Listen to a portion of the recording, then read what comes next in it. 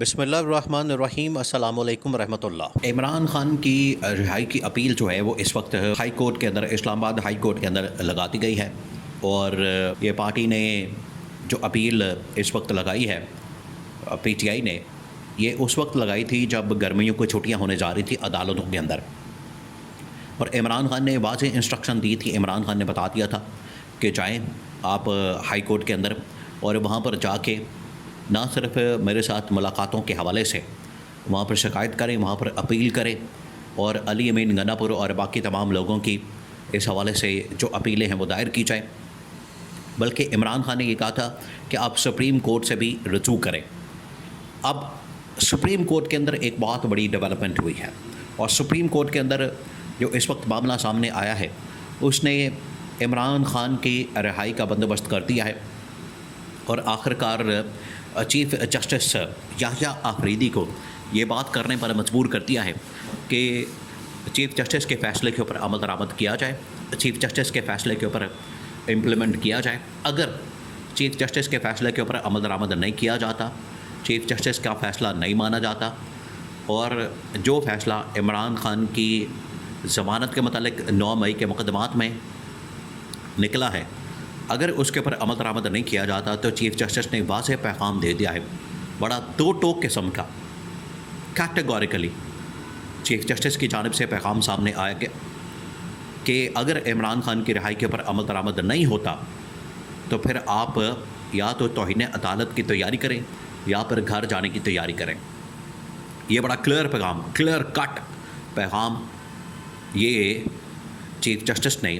Government کو، حکومت کو اور تمام اداروں کو پہنچا دیا ہے۔ اب یہ ڈیولپمنٹ کیسے ہوئی؟ دیکھیں، اس کے پیچھے اصل میں 2-3 وجوہات ہیں، 2-3 بڑی وجوہات۔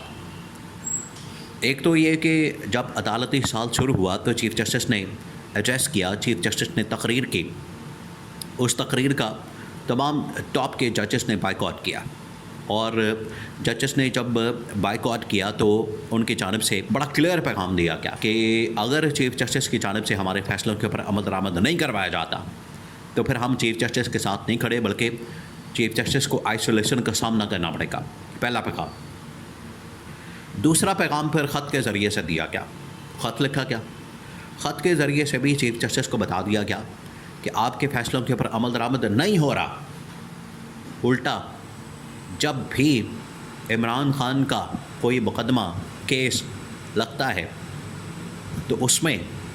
ہوتا یہ ہے کہ اس کیس اور مقدمے میں، اس معاملے میں ہمارے اوپر پریشر ڈالا جاتا ہے، ججز کے اوپر پریشر ڈالا جاتا ہے، ججز کے خلاف حربے ہتھکڑے استعمال کیے جاتے ہیں، ججز کو دباؤ میں لانے کے لیے ان کے گھر والوں کے اوپر، ان کے فیملی کے اوپر اور ججز کے اوپر مینٹل اور فزیکل ٹارچر کیا جاتا ہے۔ یہ خط کے اندر پوری رودات بیان کر دی گئی۔ آج سے کچھ عرصہ پہلے 6 ججز اسلام آباد ہائی کورٹ کے، انہوں نے بھی خط لکھا تھا چیف جسٹس سرفراز ڈوگر کو، اور اس سے پہلے چیف جسٹس عامر فاروق کو۔ آج بھی اسلام آباد ہائی کورٹ کے چیف جسٹس کے ساتھ ساتھ سپریم کورٹ کے ججز نے چیف جسٹس کو خط لکھا ہے، اور اس کے اندر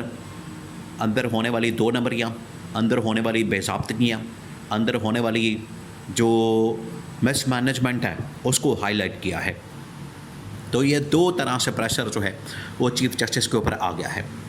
اب چیف جسٹس کے سامنے جتنے بھی مقدمات لگ رہے ہیں اس میں ججز نے بیٹھنے سے انکار کر دیا۔ یہ ہے اصل کہانی۔ جو اصل معاملہ سامنے آیا ہے اس ہفتے کے اندر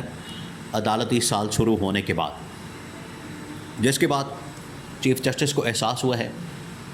جس کے بعد چیف جسٹس کو آئیڈیا ہوا ہے، جس کے بعد چیف جسٹس کو یہ اندازہ ہو گیا ہے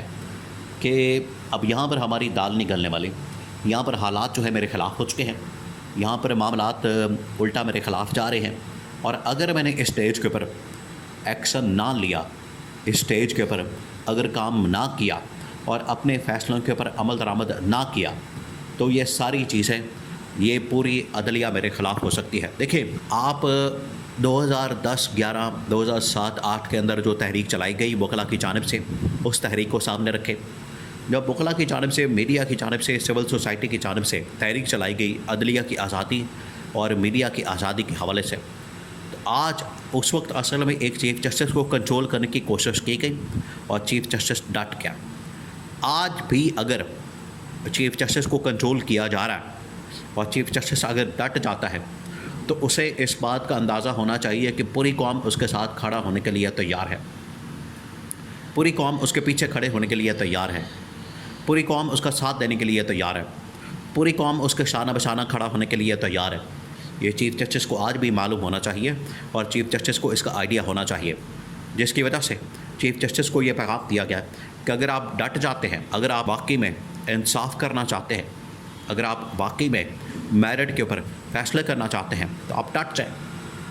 کوئی آپ کو زور زبردستی انڈر پریشر لانے والا نہیں ہے. تو یہ پیغام وکلا برادری کی جانب سے اس تقریب کے اندر کیٹیگوریکلی دیا گیا. اب جو سیاسی منظرنامہ ہے اس میں آپ دیکھیں 26ویں آئینی ترمیم کے بعد حکومت اس وقت نئی آئینی ترمیم لانے کی سازش کر رہی ہے اور اس کے اندر بھی عدلیہ کو کنٹرول مزید کر دیا جائے گا. مزید یہ امرات لے کے, عہدے لے کے, چیف جسٹس بن کے, گاڑیاں لے کے, پروٹوکول لے کے, اگر یہ سمجھتے ہیں کہ ان کے ذریعے سے یہ چیف جسٹس کی عزت میں اضافہ ہوگا یا عوام میں اس کی پذیرائی ہوگی, تو اس طرح سے نہیں ہوگا. چیف جسٹس کی بستی میں اضافہ ہوگا, چیف جسٹس کی ذلت و رسوائی میں اضافہ ہوگا. اور اس کی مثال قاضی فائز عیسیٰ کی سامنے موجود ہے, بہت بڑی مثال ہے. قاضی فائز عیسیٰ کے ساتھ جو سلوک کیا گیا, ایک بیکری والے نے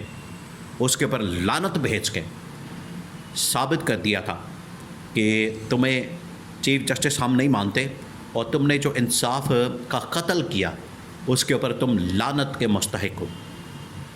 یہ اس بیکری والے نے پیغام دیا تھا. تو یہ پیغام تمام ججز کے لیے, چیف جسٹس کے لیے ہے. اب یہ ان کے اوپر ڈپینڈ کرتا ہے کہ یہ حکومت کے اعلیٰ کار بننا چاہتے ہیں,